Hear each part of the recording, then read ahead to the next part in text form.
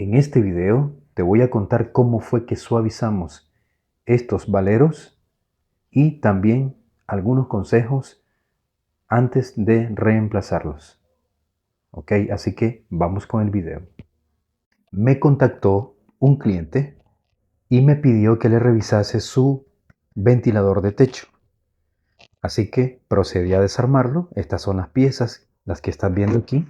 Todas las piezas que están aquí que son parte de esto. Inclusive aquí tengo la bobina, tengo pues parte de lo que es el motor, las tapas del motor. Esta es la trasera y esta por acá es la delantera. En fin, bueno, este cliente me pidió que se lo revisase y bueno, eso fue lo que hice poco a poco. Fui revisando dicho ventilador y me encontré que uno de los daños fue que uno de los capacitores se dañó. Aquí se logra ver cómo está el capacitor inflado prácticamente. Y este, a pesar de que, bueno, yo ya les quité los cables aquí, se los corté, pero a pesar de que este capacitor no refleja ningún daño físico, pero sí realmente estaba dañado. En fin, eso fue lo primero que encontré, pero, pero resulta que la razón por la cual estos capacitores se dañaron y por lo cual el ventilador no trabajó más fue sencillamente porque las balineras, tanto esta como esta, en realidad eran el problema.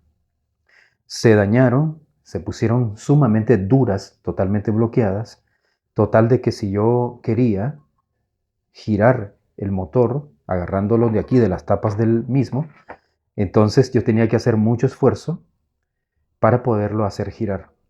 Y eso es debido al daño de las balineras.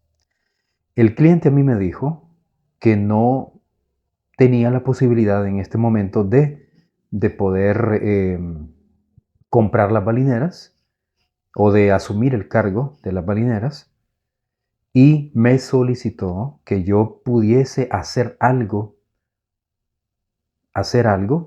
solucionar el problema sin cambiar las balineras.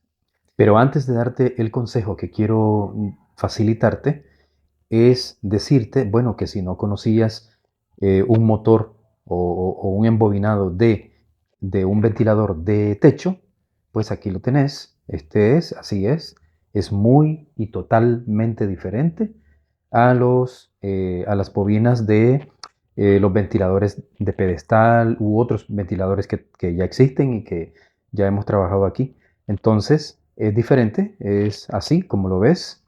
Tiene solamente dos bobinas. Aquí el negro y el rosado representan una de ellas y aquí el celeste y el blanco representan otra más. Entonces, bueno, te la quería presentar antes de darte el consejo. Bueno, entonces, este es el consejo que yo quiero darte. Este es el consejo que a mí se me ocurre darte.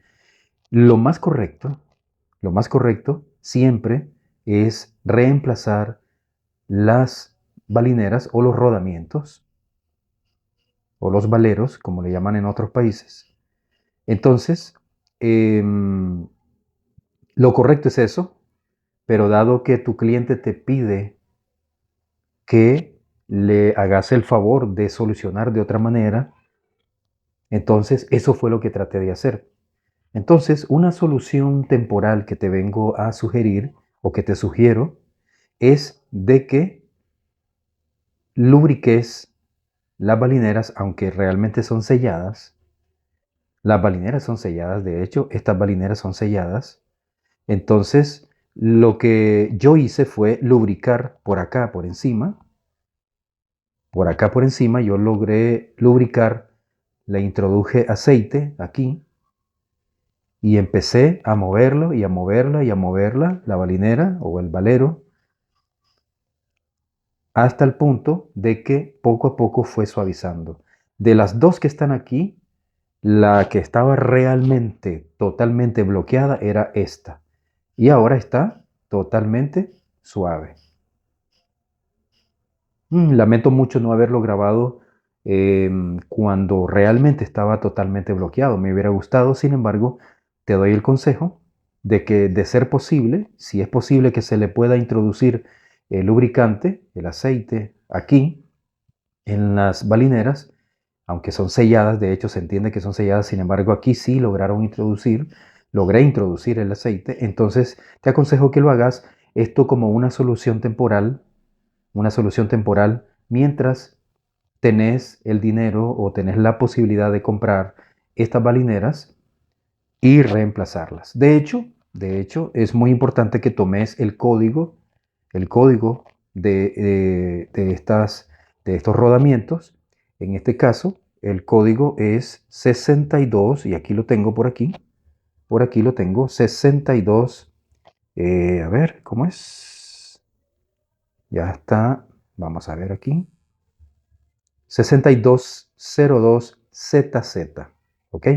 Ese es el código de estos valeros o de estas balineras o de estos rodamientos. Entonces que es muy importante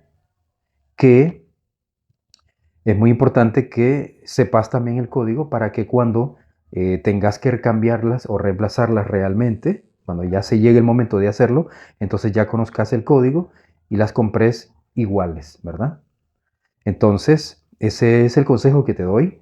Y por supuesto, en otro video voy a decirte cómo vamos a conectar este ventilador de techo.